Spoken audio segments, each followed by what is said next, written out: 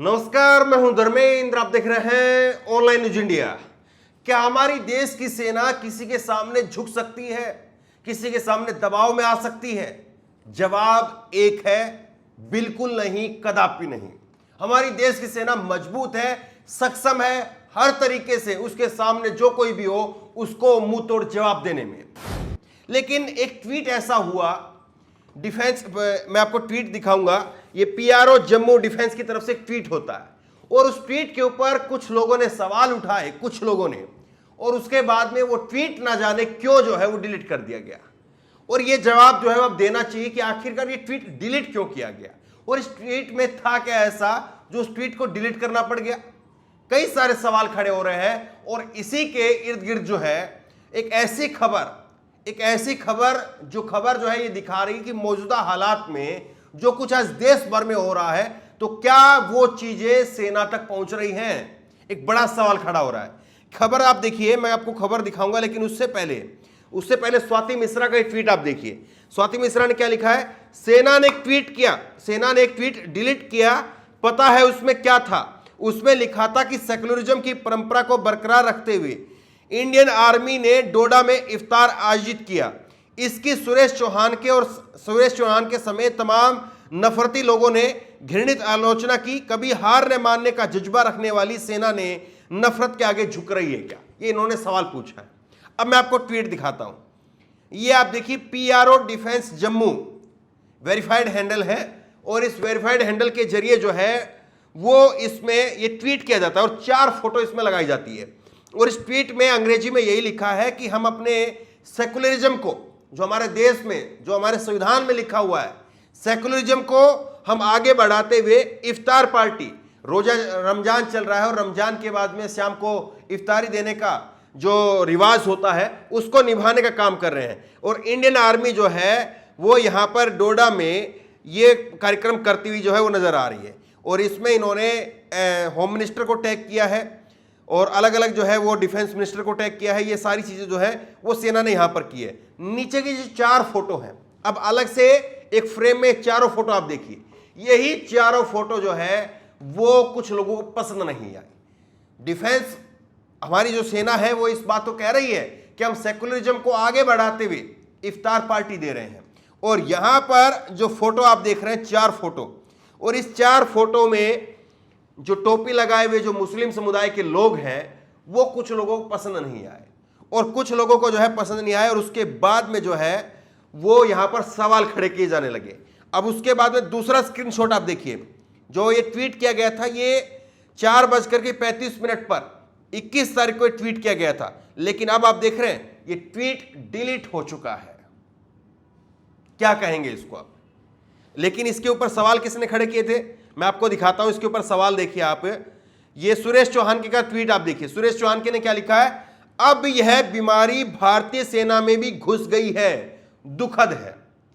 ये कह रहे हैं इफ्तार पार्टी देना एक बीमारी है और ये बीमारी जो है इफ्तार पार्टी देना वो सेना के अंदर घुस गई है। कमाल की बात यह है कि कायदे से तो इन लोगों को जवाब देना चाहिए था। सुरेश चौहान के जैसे लोगों को जवाब देना चाहिए था। पीआरओ डिफेंस जो जम्मू है उसकी तरफ से जवाब देना चाहिए था कि ये बीमारी नहीं है, ये बीमारी नहीं है। हमारे ही देश के एक धर्म विशेष के लोगों की एक रिवाज है, वो उनकी एक परंपरा है और उस परंपरा को भारतीय सेना सालों से करती हुई आई है और आगे भी करती रहेगी। और आपको इसको जो आप बीमारी कह रहे हैं, अपना ट्वीट खुद डिलीट कीजिए, तुरंत डिलीट कीजिए। ये कायदे से जवाब आना चाहिए था। लेकिन इस तरह से जब टारगेट किया गया उसके बाद में, अब ये देखिए संयोग की बात है या प्रयोग की बात है, इसको तो खैर पीआरओ डिफेंस जो है वही इस बात को बता सकते हैं। लेकिन ये ट्वीट आखिरकार डिलीट क्यों हुआ और सुरेश चौहान के क्या इतने पावरफुल हो गए हैं कि वो यहां पर ये जो पीआरओ डिफेंस ट्वीट करती है उसको डिलीट करवा सकते हैं और उस ट्वीट को इफ्तार पार्टी जो कि हमारी सेना दे रही है उसको बीमारी बोल सकते हैं। और क्या ये 2 संप्रदाय के बीच में जो है वो शांति फैलाने का, भाईचारा फैलाने की कवायद है या फिर ये जो है वो एक नफरत कहें या एक जो मानसिकता लगातार देश भर के अंदर चल रही है वो मानसिकता की उपज है? ये बड़ा सवाल खड़ा होता है। इसको लेकर के कुछ और लोगों ने भी ट्वीट किया, मैं आपको दिखाता हूं।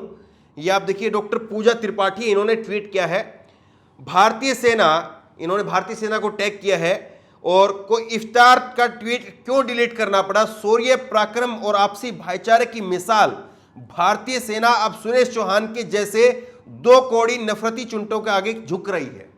और इन्होंने सवाल खड़ा किया है।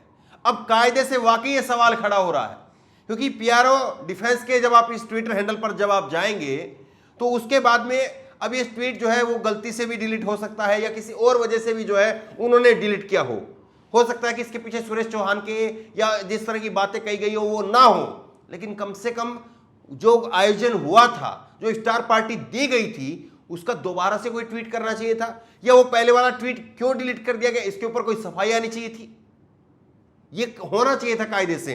लेकिन ये सब चीज जो है वो हो नहीं पा रही है, और ये जब चीजें हो नहीं पा रही है तब सवाल खड़े हो रहे हैं, कि क्या वाकई अब सेना भी जो है वो इन लोगों के सामने दबाव में आ रही है, क्या सेना भी इनकी आलोचना से जो है वो अपना ट्वीट डिलीट करने को मजबूर हो रही है।